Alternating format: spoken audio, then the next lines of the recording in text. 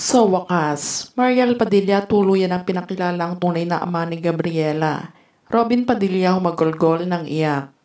Nitong araw nga lang October 12, 2024 nga, isang malaking basabog nga ang siyang inamin ni Mariel Padilla sa publiko nang ito ay mag-guest sa reality show na Fast Talk with Boy Abunda na mapag-usapan ng di umano'y pagkakabuwag ng pagsasama nila ni Robin Padilla.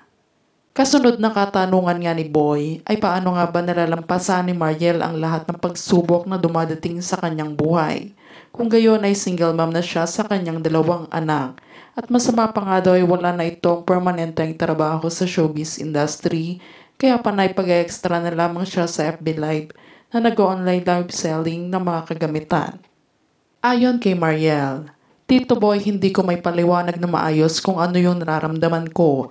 As a parent and a mother, hindi naging madali sa akin na magtaguyod ng 2 anak. Kung gayon, ako ang tumatayong ama at ina para sa kanila.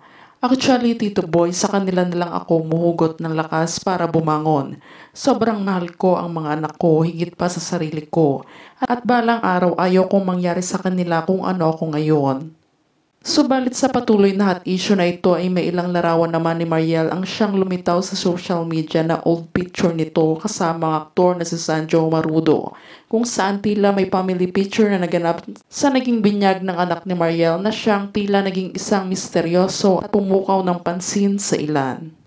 Sa naturang latest photo ng anak ni Mariel habang palaki ng palaki ito, ay pinagkumpara nga nilang picture ni Sanjo at ng anak ni Mariel na si Gabriela, na tila nga daw na may pagkakahawig ito sa pamilya aktor.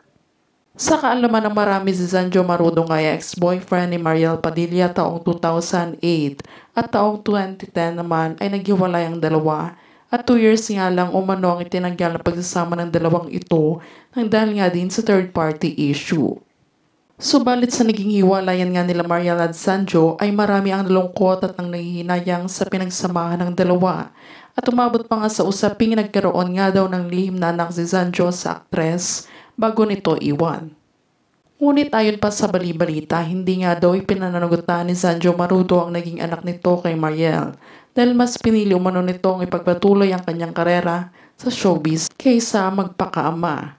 Ito ay dahil na nga din tutol ang pamilya Marudo kay Mariel dahil salungat nga daw ang buhay ng dalawa at malaki nga daw ang expectation ng pamilya Marudo na ang pipiliin babae ni Sanjo ay mayaman, sikat at kayang buhayin pareho ang pamilya.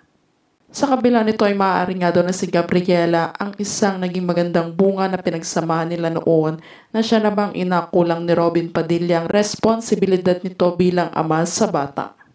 Samantala sa mainit na issue na ito ay tila naman naging missing in action naman dito si Sanjo Marudo at mas piniling manahimik sa media dahil nga sa magkakaroon na nga din siya ng pamilya kay Ria Taide na siya nitong pinagtutuunan ng pansin at tangging-tanggi nito wala umano siyang nabuntisan noon at walang naging anak sa kahit na sinong babaeng nakarelasyon niya noon.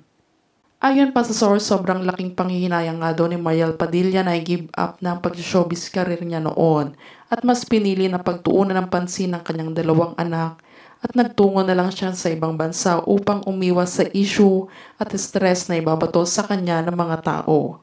Ngunit lumipas nga ang ilang taon at ito na nga ang takdang araw kung saan muli ngang binuhay nila Christopher Min at Ogie Diaz ang balibalitang hindi si Robin ang tunay na ama ni Gabriela, kundi si Sanjo Marudo na siyang ikinagulat ng lahat. May ilang larawan na in-insert si Christy at Ogie sa kanyang naging caption kung saan ibinahagi ng mga ito ang deleted photo ni Mariel at Sanjo kung saan bininyagan ng bata at imbitado ang aktor sa seremonyang ito na hindi umano nalalaman ni Robin noon. Sa naturang larawan na ito ay bumuhos naman ang komento dito ang mga netizens at may kani-kanilang reaksyon dito at may ilan na nakisawsaw at hindi napigilang i-mention dito si Robin Padilla upang alamin ang magiging reaksyon nito sa pagkakaroon nga ng anak sa ibang lalaki ni Mariel.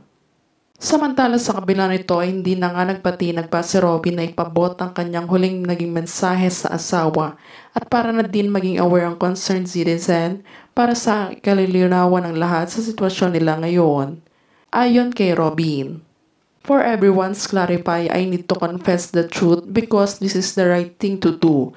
Yes, it's true that I've known Mariel's hidden secret for a long time. that she has a child for another man. Yes, actually, I'm sad mixed emotion. What I'm feeling now because I know from myself I believe that we will end up in a situation we will be together someday. What is happening is very heavy for me, but until the end, I have no regrets that I met Marielle. She is the one who changed me, and there is no other woman who compared to her. I love their child as much as my love for Marielle.